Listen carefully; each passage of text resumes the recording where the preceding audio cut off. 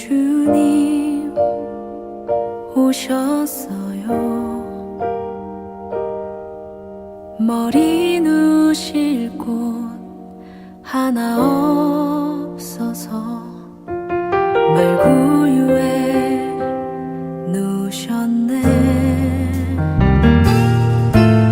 하늘의 별들도 숨죽이며 빛나던 밤, 이 작은 아기에게 비추던 크고 밝은 별빛.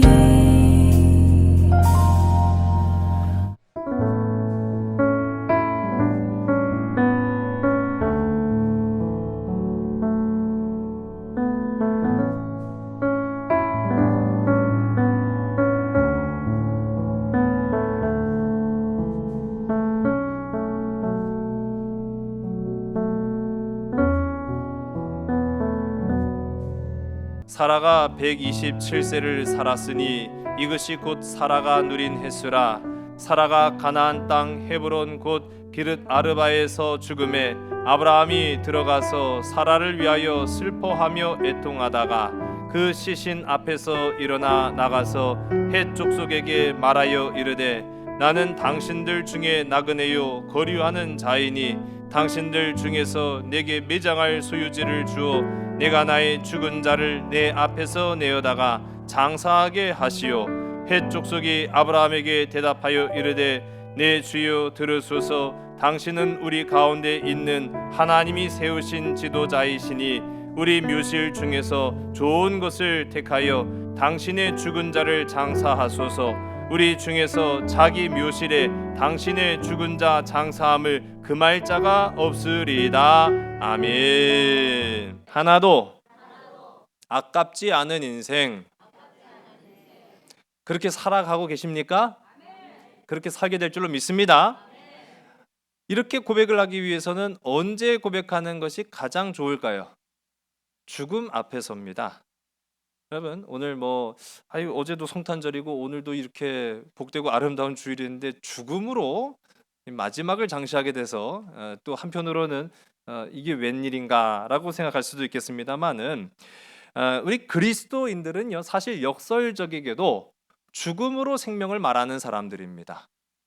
우리가 성탄절이라고 하는 것은 이 땅 가운데 생명을 살리려고 영원한 생명의 양식이 되시려고 오신 예수님을 기다리고 기대하는 절기가 우리 성탄절이잖아요. 근데 사실은 우리 주님은 죽으시려고 오신 거예요. 죽으셔서 우리의 생명을 사신 겁니다. 할렐루야. 그래서 우리의 죽음은요 그냥 일반의 평범한 죽음과 같을 수가 없다라는 사실입니다. 그리고 우리도 언젠간 이 죽음과 마주하게 된다라는 사실이지요. 그것이 원하든 원치 않든 피할 수 없는 어떻게 보면 약속인 셈인 겁니다. 그래서 히브리 기자는 이야기합니다. 한 번 죽는 것은 사람에게 정하신 것이요 그 후에는 심판이 있으리니 라고 말씀하지요. 근데 이제 가만 보니까요 여러분 이 히브리서 9장 27절 말씀 한 번 죽는 것은 사람에게 정하신 것이요 그 후에는 심판이 있으리니 이게 좀 저는 마음에 와닿지가 않아요. 마음에 와닿습니까? 아멘으로 받으신 분들도 계시고 좀 마음에 와닿지가 않아요. 좀 마음에 안 들어요. 그래서 좀 바꿔보면 어떨까? 그래서 좀 손대봤어요. 몇 군데만 고치면 될 것 같습니다. 그래서 제가 한번 고쳐봤는데 한번 보시고 판단해 보세요. 자, 한 번 죽는 것은 거의 모든 사람에게 정하신 것이요 그 후에는 심판이 있으리니 조금 더 마음에 들지 않아요? 아멘으로 받으시는 분들도 계시니까 제가 한 번 더 조금 더 한번 고쳐보도록 하겠습니다. 한 번 죽는 것은 나를 제외하고 모든 사람에게 정하신 것이요 그 후에는 심판이 있으리니. 웃으시는 거 보니까 좀 더 마음에 와닿으신 것 같아요. 그래요 안 그래요? 갸우뚱거리시는 분들도 계시고 이게 조금 더 와닿은 것 같으니까 제가 욕심내서 한 번 더 고쳐봤습니다. 자, 한번 보겠습니다. 한 번 죽는 것은 규칙적인 생활을 안 하거나 약을 잘 안 챙겨 먹거나 운동을 게을리한 사람에게 정하신 것이요 그 후에는 심판이 있으리니. 할렐루야. 맞아요. 그러니까 꼬박꼬박 약 챙겨 드시라니까요. 예, 운동도 좀 하시고. 아니죠. 그렇죠. 그렇지 않습니다. 아무리 우리가 이 말씀을 내 마음대로, 내 생각대로, 내 판단대로 고친들 죽음이 비껴갈 수 있겠습니까? 말씀 그대로예요. 한 번 죽는 것은 사람에게 정해진 것이고 그 후에는 반드시 하나님의 심판이 있다라는 사실입니다. 그렇다고 한다면 우리가 오늘 이렇게 송년주일을 맞이해서 인생의 마지막이라고 불려지는 이 죽음이라는 문제 앞에 우리는 어떠한 태도를 취해야 할까? 또 특별히 1년 365일 52주 가운데 어쩌면 어쩌면 분명하죠. 명확하게 마지막 주일인데 이 마지막 주일을 보내면서 우리의 마지막 결단은 어떤 것이어야 할까? 오늘 이 마지막 주일을 거룩하게 결단하며 주와 함께 동행하는 복된 저와 여러분 되기를 주의를 간절히 소원합니다. 우리 한번 고백해 봅시다. 떠날 때가 옵니다. 떠날 때가 반드시 옵니다. 아멘이시죠? 여러분 오늘 본문의 말씀이 그래요. 아브라함의 아내 사라가 이 지상이라는 무대 위에서 자신의 역할을 성실하게 수행한 후에 마침내 때가 되어서 오늘 성경에도 나타납니다마는 127세의 나이로 인생의 무대 밖으로 이제 퇴장합니다. 등장할 때가 있고 퇴장할 때가 있는 법이죠. 우리도 마찬가지입니다. 나도 그렇습니다. 여러분들도 그렇습니다. 인생에 등장할 때가 있었다라고 한다면 반드시 그 역할을 다 한 후에는 퇴장할 때도 있는 법입니다. 나 좀 아쉬운데, 나 좀 더 했으면 좋겠는데 하고 아무리 그 무대 앞에 버텨봐야 자기 역할을 다 한 후에 퇴장하는 것이 아름답지, 자기 역할 다 했는데도 난 좀 더 있고 싶어요 하고 거기 있으면은 그게 얼마나 불성사나운지 이루 헤아릴 수 없다라는 사실이죠. 그러나 이 사라는 자기 역할 다 하고 아름답게 퇴장하는 그런 모습 오늘 보게 되죠. 이 화면을 보시면은 숫자가 나왔죠. 62년, 37년, 100년. 자, 이 숫자가 나타내는 의미가 뭘까요? 이 사라에 관한 숫자입니다. 이 사라는요, 자신의 남편이었던 아브라함을 따라서 하란에서 가나안으로 나아가 어떻게 보면은 안정적인 삶을 산 것이 아니라 불안정한 나그네의 삶을 산 것이 무려 62년이었습니다. 나그네로 지내온 세월이 62년이었고요. 그리고 나서 마침내 아들 이삭을 낳은 것이 이제 37년.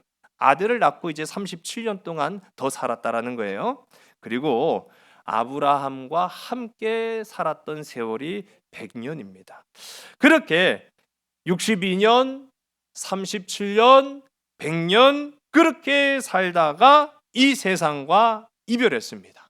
그리고 마침내 죽음이 그 앞에 찾아왔다라는 것이죠. 여러분, 죽음이 내 앞에 다가왔습니다. 그것은요, 병사일 수도 있고 자연사일 수도 있고 사고사일 수도 있습니다. 어떤 죽음을 우리가 맞이할지는 사실 아무도 모릅니다. 아무도 예측할 수 없습니다. 그런데 이러한 죽음이 내게 다가왔다라고 한다면 그 마지막 순간에 여러분 무슨 말을 남기시겠습니까? 어떤 말을 남길 수 있을까요? 우리가 이거를 흔히들 말해서 뭐라고 표현하죠? 유언이라고 하죠. 그렇죠? 맞습니다. 유언이라고 해요. 자, 오늘 우리가 함께 이제 사라의 마지막 때를 살펴봤는데 이 사라가 유언을 남겼어요, 남겼어요? 헷갈리시죠 또. 유언을 남기지 않았어요. 어떠한 유언도 남기지 않았습니다. 오늘 1절의 말씀입니다. 우리 화면을 보시고 함께 읽습니다. 시작. 사라가 127세를 살았으니 이것이 곧 사라가 누린 횟수라. 아멘. 어떠한 유언도 남기지 않고 지금 죽은 걸 보는 거예요.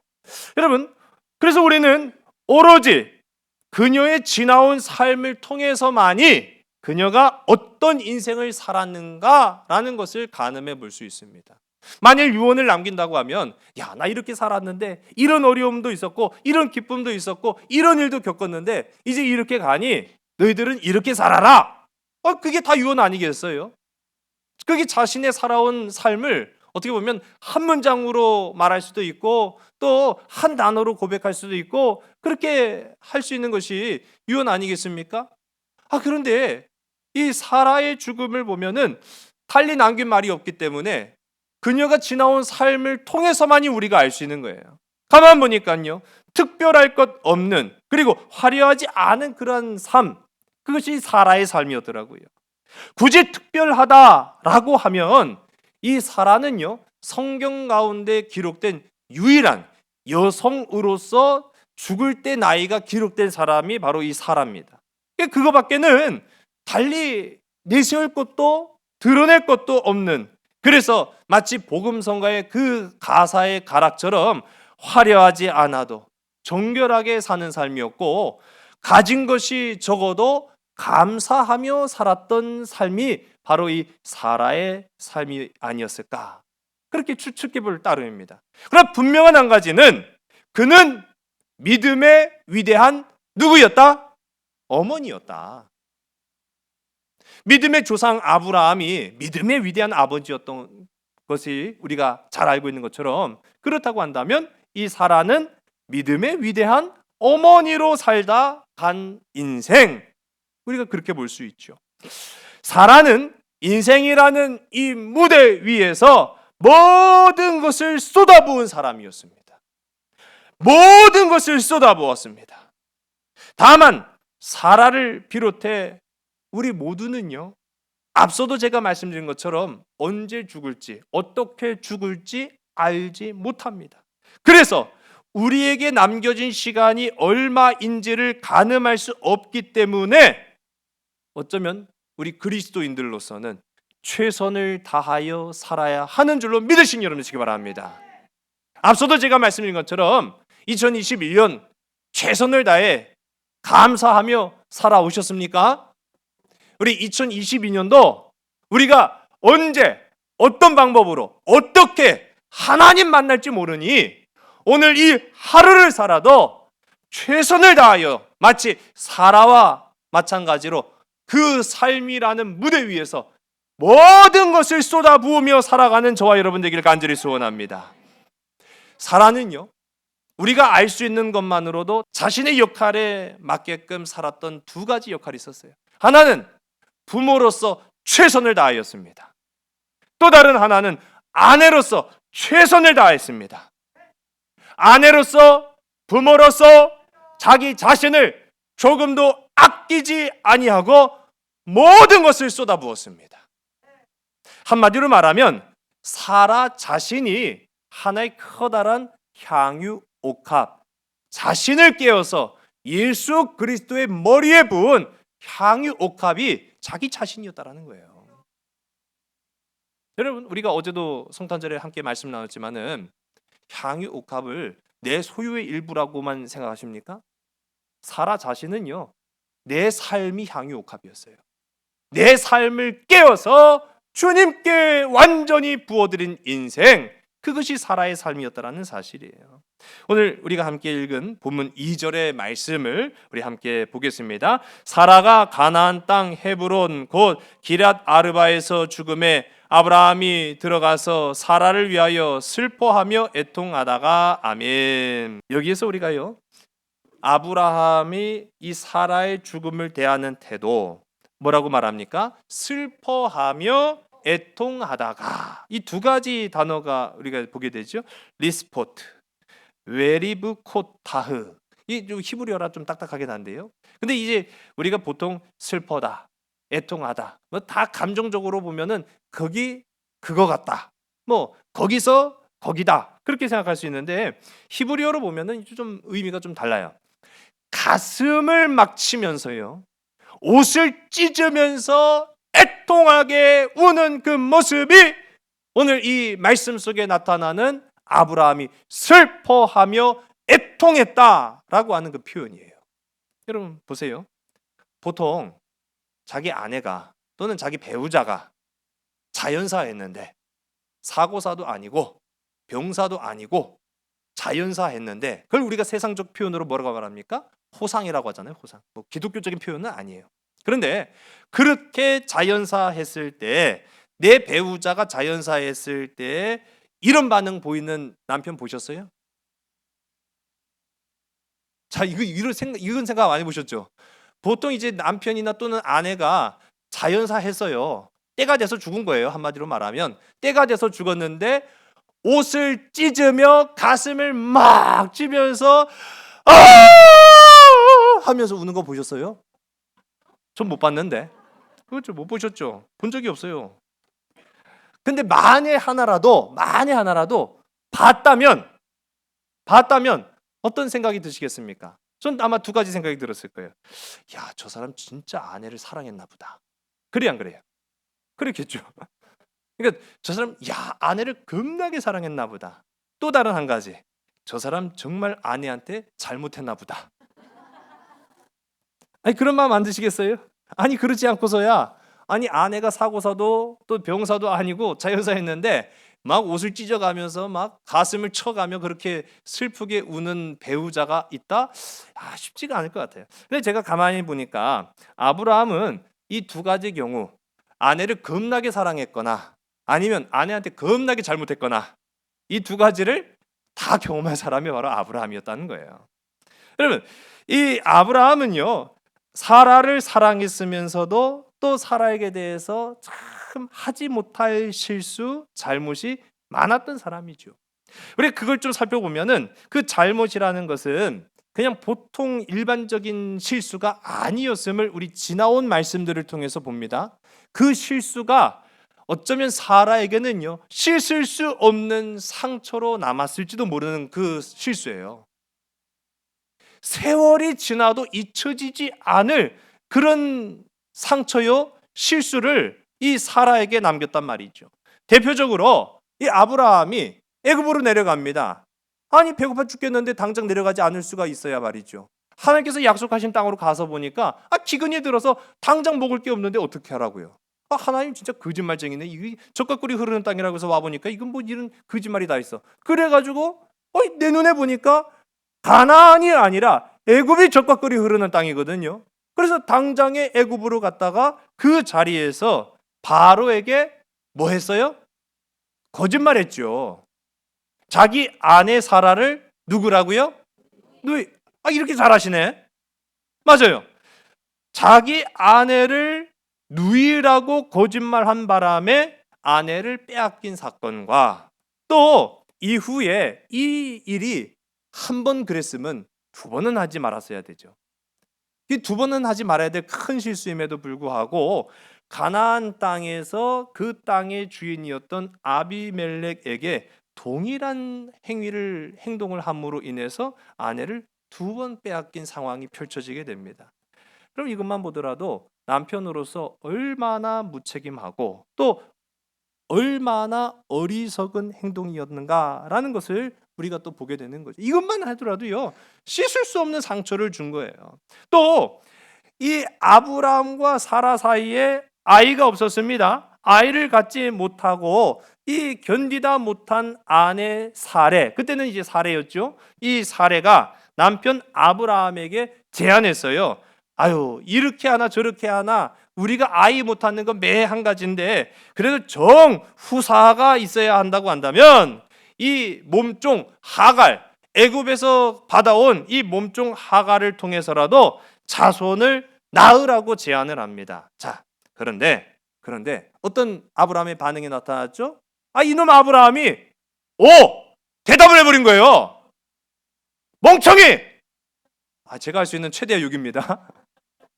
아야, 이게 바보가 아니고서 이런 대답을 하면 되겠어요, 안 되겠어요? 여러분, 이게 남자와 여자의 언어적 해석의 차이가 있음을 제가 보게 됩니다. 이 남편이요, 아내한테 여보, 나 오늘 밤에 친구들이랑 밖에 나가서 좀 놀다가 들어와도 돼? 하고 물어봐요. 그러면 아내가 이 남편을 한번 이렇게 위아래로 이렇게 훑어보더니 뭐라고 할까요? 알아서 해. 그래요. 자, 그런단 말이죠.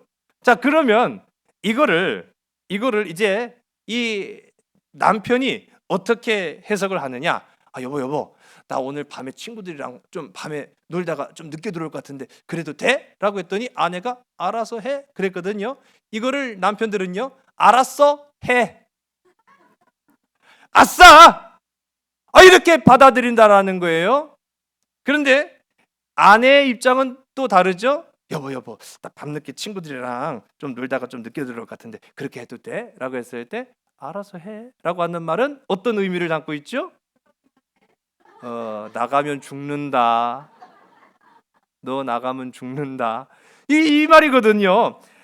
아니, 아무리 다급한 상황일지라도 아내의 사례가 제안했다 할지라도 여보, 이거 우리가 후사가 없는지 1, 2년도 아니고 당신 이 몸종 이 젊은 하가를 통해서 후사를 낳는 거 그렇게 해도 되지 않겠어요? 라고 그렇게 제안을 하면은 아니야! 난 오직 당신뿐이야!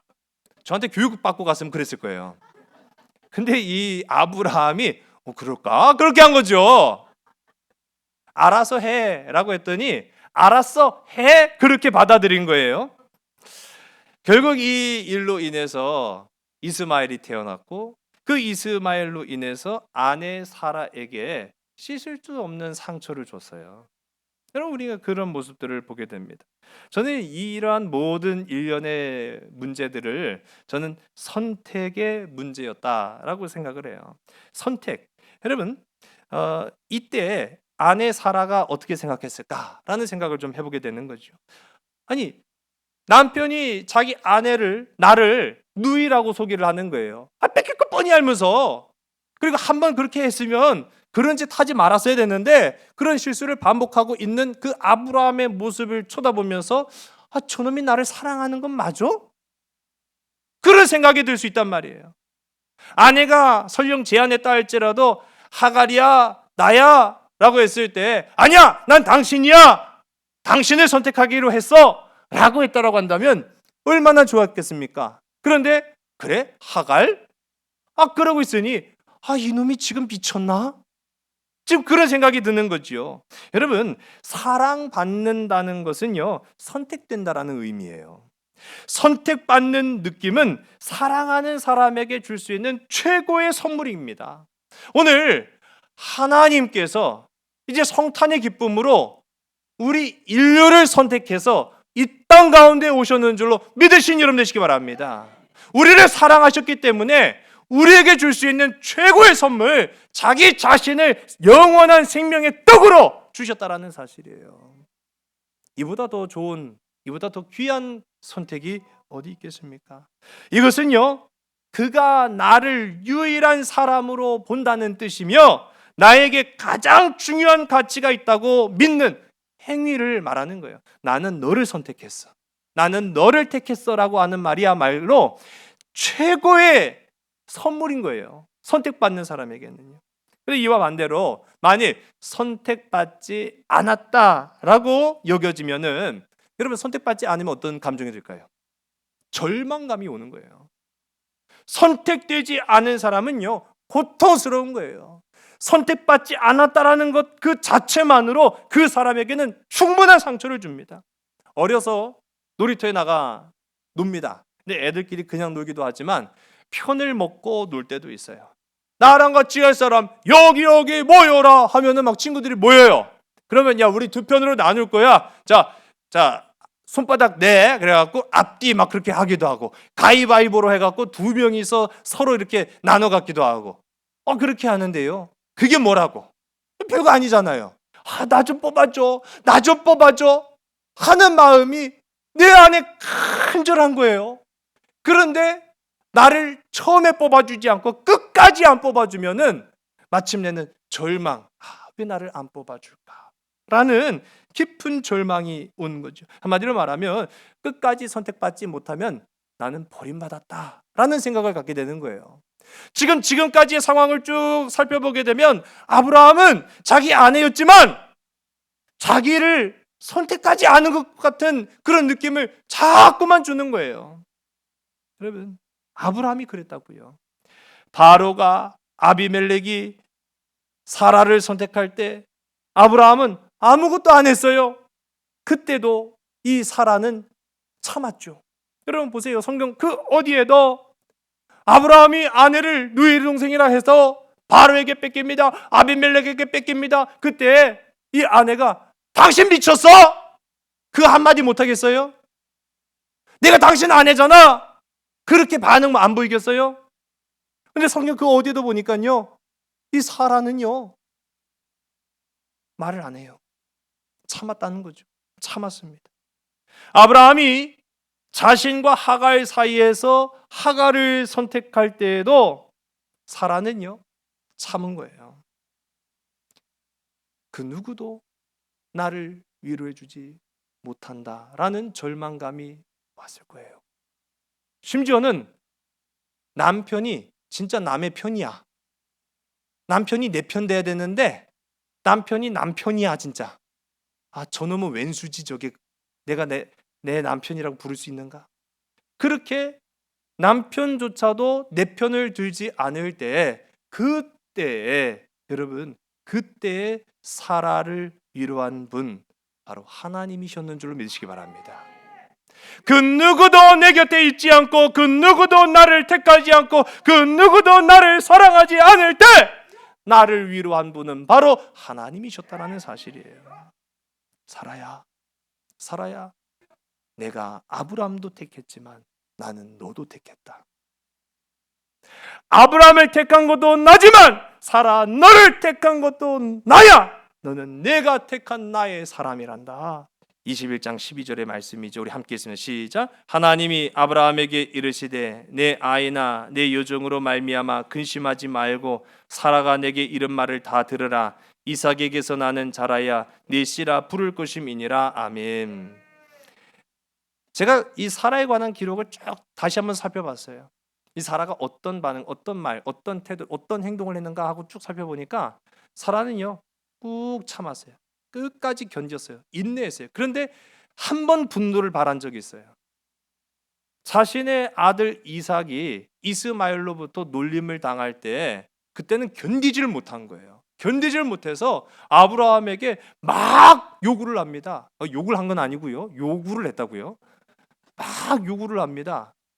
이렇게 할 거면 나 못 살아! 막 그렇게 했을지도 몰라요. 당장 선택해!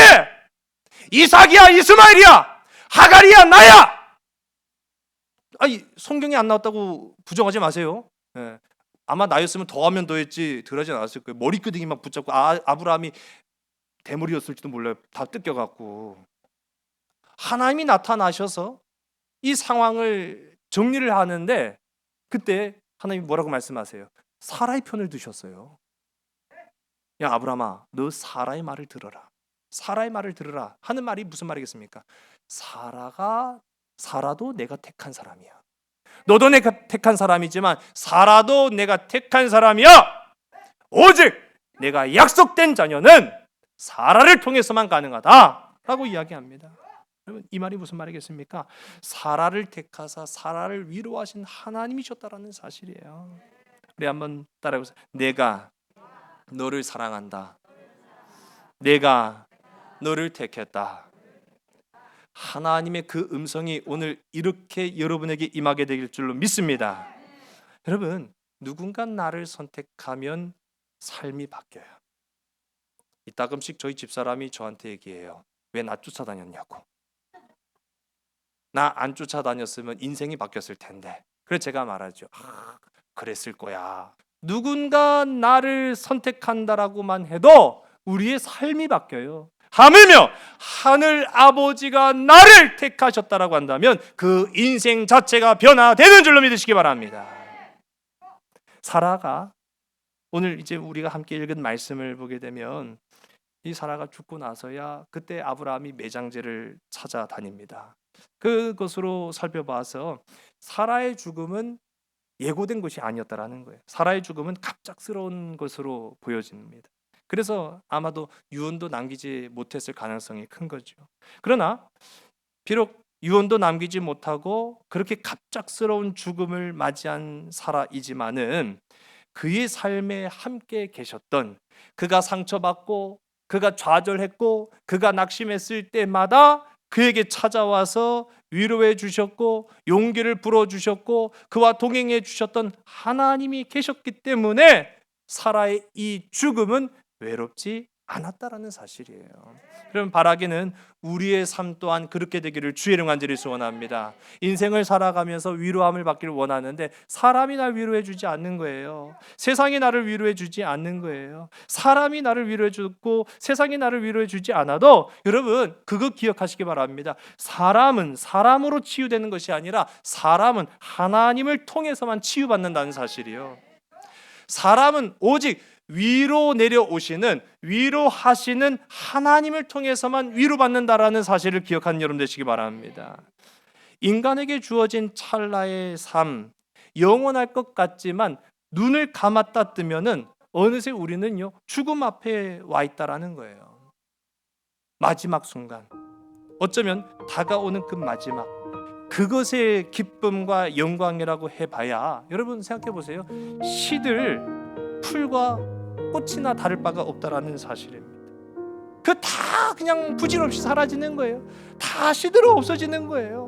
그러나 세상 모두가 다 부질없이 사라지고 나라는 존재가 사람 앞에 이때로는 인정받지 못하고 위로받지 못하고 사랑받지 못하는 것 같아도 변치 않는 주님이 나를 사랑하심으로 변치 않는 사랑의 주님이 나에게 찾아오셔서 너는 내 사랑하는 아들이다, 너는 내 사랑하는 딸이다, 그 말씀으로 인해서 우리는요 끝까지 내 곁에 계신 주님 때문에 살아가는 줄로 믿으시기 바랍니다.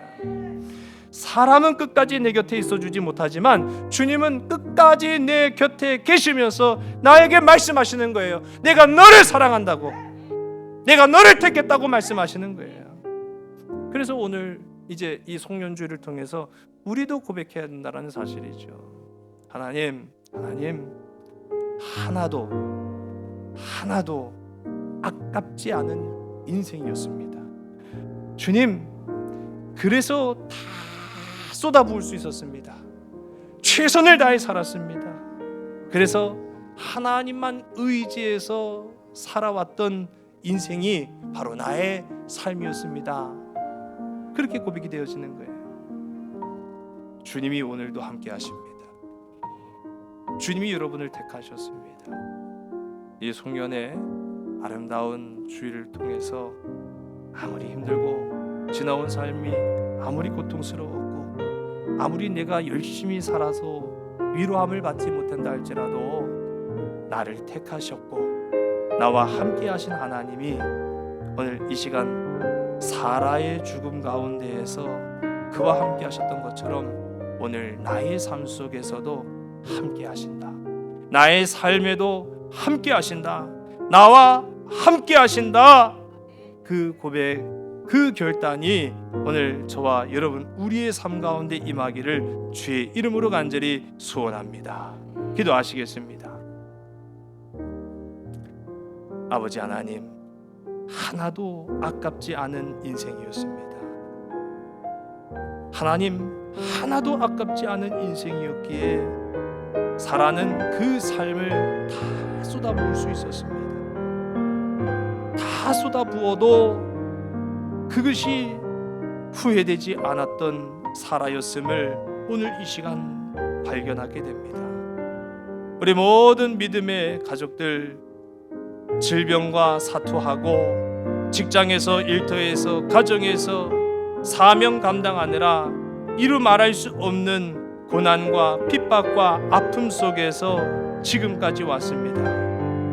세상 사람 그 누구도 나를 인정해 주지 않아도 나와 함께 하신 주님, 나를 사랑한다고 고백하신 주님, 나를 택하셨다고 선포하신 주님이 계셨기에 2021년 견뎌냈습니다.